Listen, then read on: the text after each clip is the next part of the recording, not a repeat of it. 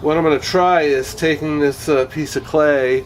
I made a bowl out of it, but I rounded this bottom so you can see it's rounded. What my hope is to roll out a flat piece of clay and then just put it over the top of this and have it on the wheel, center it on the wheel, and then take the clay and push it down till I get to this point right here, which is the size of my original calipers. That's my target. Now, what's going to happen here is that this bisqueware is now going to dry when I fire it.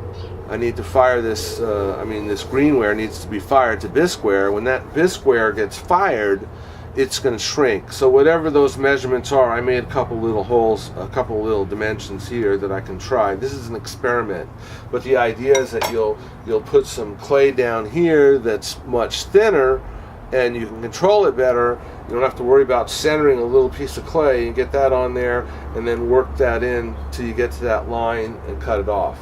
That I'll show you, but I wanted to show you that I took a bowl and then I trimmed the bottom down so it was nice and smooth, as well as I thought I can get it without getting too close. You know, if I would have thought about it, I could have made it thicker. Anyway, that's the contour shape that I'm looking for, whether it be right about here or here. Flat lids have a tendency to warp because there's nothing holding them in place. If we can get a curve in there, like I told you, I've started putting ribs on the lids, and that seems to be helping right now, but a curve would even be better. So we're going to give this a try, but I need to fire this and get bisqueware. Once it's bisqueware, I'm not going to glaze it at all, because I will be able to, the clay will come off of it much easier once it dries that moisture out just a little bit, and then you can pop the clay off. And it should work pretty good. Not too much of a contour, because when the clay shrinks, we don't want it. If we were down here, the clay would shrink. If you'd have to get it off right away, you'd have to put baby powder on here, talcum powder on here. But when the clay goes down onto the bisqueware, it will start to shrink. When the clay shrinks, it's going to try to come together. And when that comes together, it will crack. And I might just do a demonstration and show us the crack. That would be a nice slow motion photography lesson, don't you think? We'll give that a try. But that's my idea for the next set of bowls, or lids. Okay, if you remember, I did this bowl, and then on the other side I made it curved so we can try to make a lid out of it. Now I'm going to use these rings to go ahead and center my piece. Then I'm going to do the standard 3 balls of clay. Hold it down, put your clay on.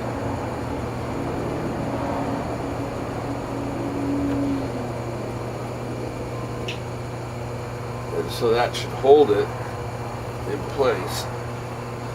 Should, I said.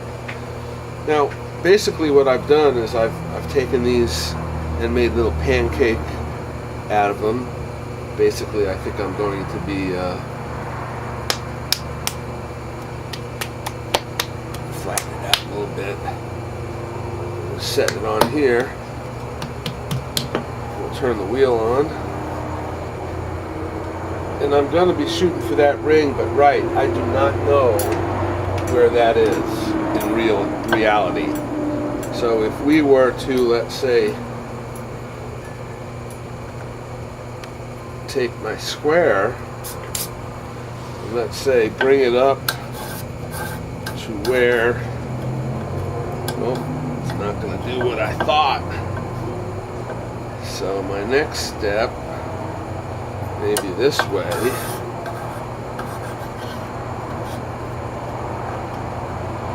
Let's try that. I'm going to lock it in place for just a second. And then right there in that V, I'm going to set my knife and I'm going to drop down a little bit.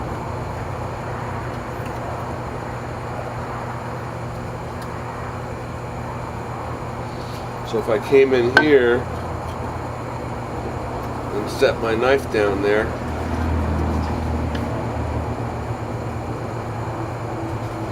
I'm going to hit that line where I want it. Now my problem is I'm not going to be able to see this. So well, let's see what we got first. We'll think about cutting it here in just a minute. I'm going to keep this set up.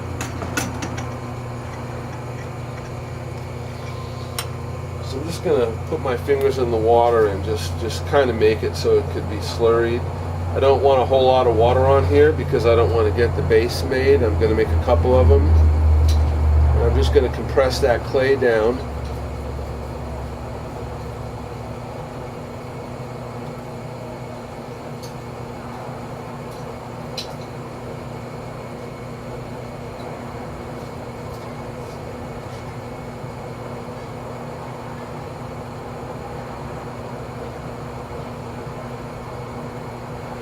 Now I realize I could do a knob on here if I just had taken that excess of clay before.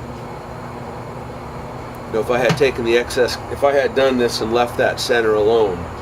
So we're going to learn together as we go through this. I don't want too much water on there to drop down.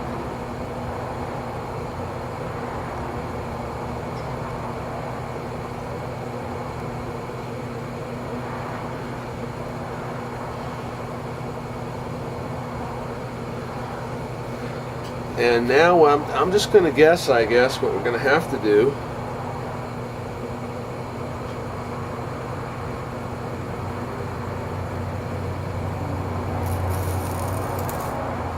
Feels kind of thick to me at this point.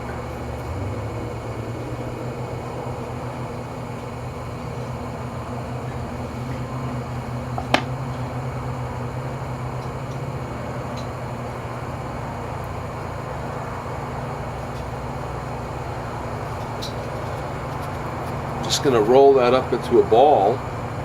What would happen if I set it on here?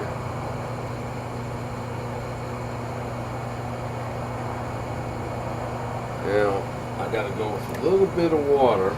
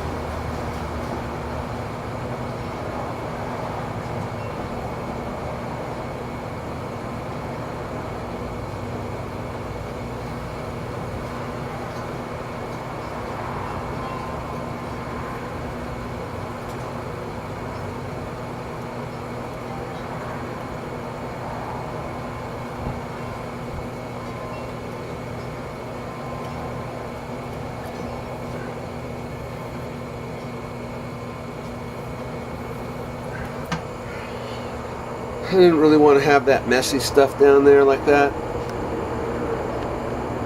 because it's going to make me hard. It's going to be hard to do a second one really fast. So I either got to make a lot of these bowls, which is probably going to be the case, to make a lot of lids, because this is going to take a little bit of time to dry.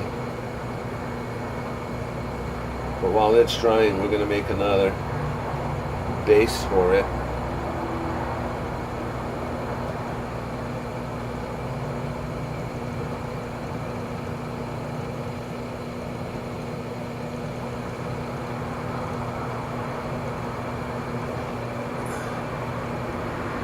I'm just going to kind of try to make a line here where I'm going to cut.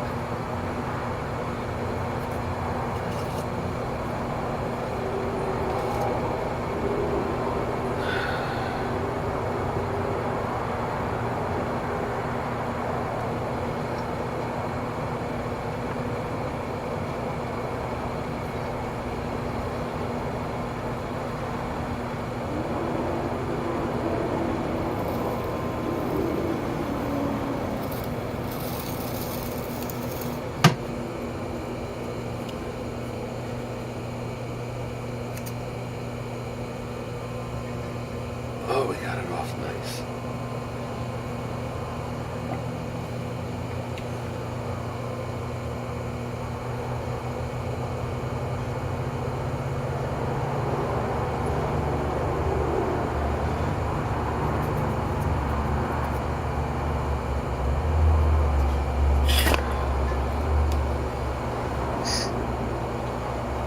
Now, if you remember my little trick with the torch,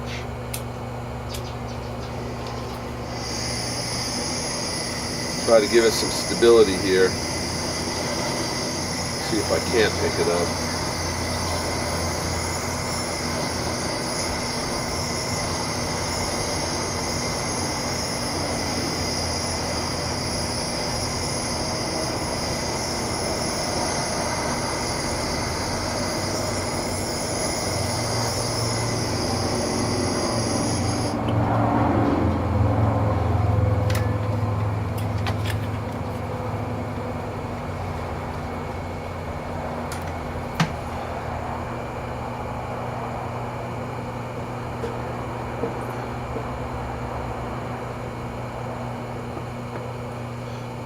Hear it? I'm going to lift up the whole thing. I'm putting too much pressure on it. I guess I have no choice.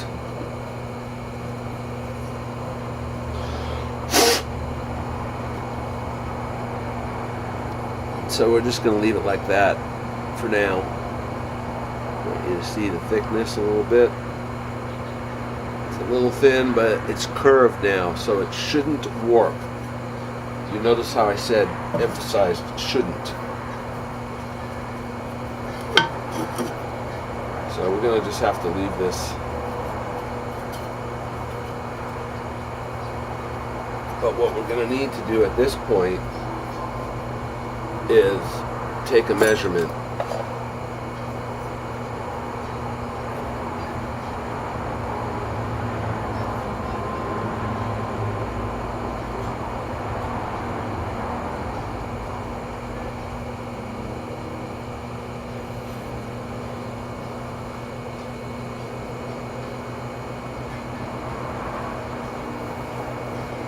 When you're measuring, try to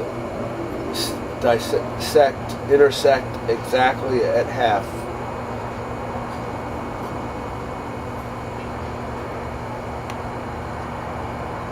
Now, just in case, I'm going to set this one because it's much more stable. I like it. It'll help me cut the piece.